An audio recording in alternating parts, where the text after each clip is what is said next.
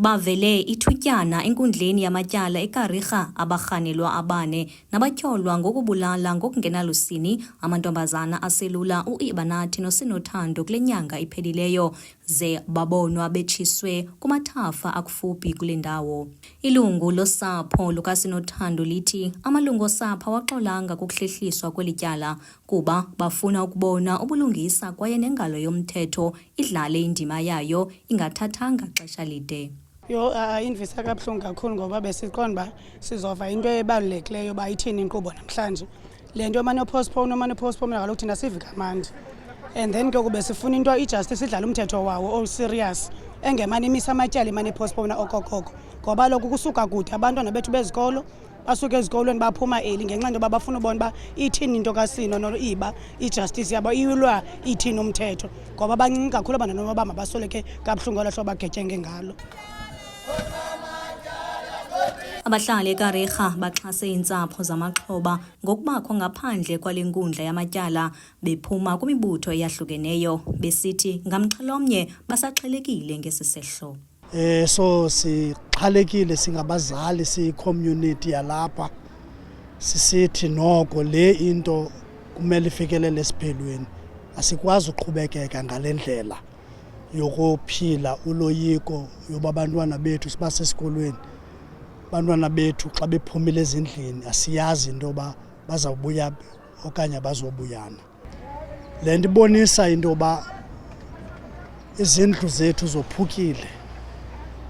Ibonisa into yobana abantwana ngoku basengxakini kakhulu. Abaphula mthetho ngabo abathatha indawo. Loo nto ibonisa into yoba i-drugs, utywala, indlela obu-abhuzwa ngayo ngomkhulu nomncinci.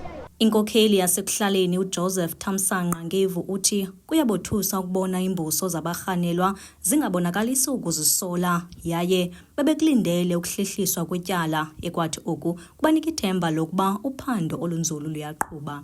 Uqobe esithi bafuna ukubona befumana izigwebo eziqatha abarhanelwa mhla befunyanwa benetyala. Ukubuyiselwa kwetyala umva ayonto ifike yasothusa kakhulu. Yinto ibilindelekile ngoba ityala lona liselapha ekuqaleni. So akukabikho nto ingako inokuthi xoxwe kungakhange kube kwenziwe uphando olwaneleyo malunga nezityholo ezibekwa aba bafana bebevela namhlanje kwinkundla zamatyala. Inye qha into efike yasothusa kakhulu indlela abatyholwa abafike baziphatha ngayo ecourt, indlela abafike bakhangeleka ngayo. Yazi xa ungumntu wenze isehlo esifana nesi silindele into yoba mawubonakalise ukuzisola, ubonakalise ukothuka.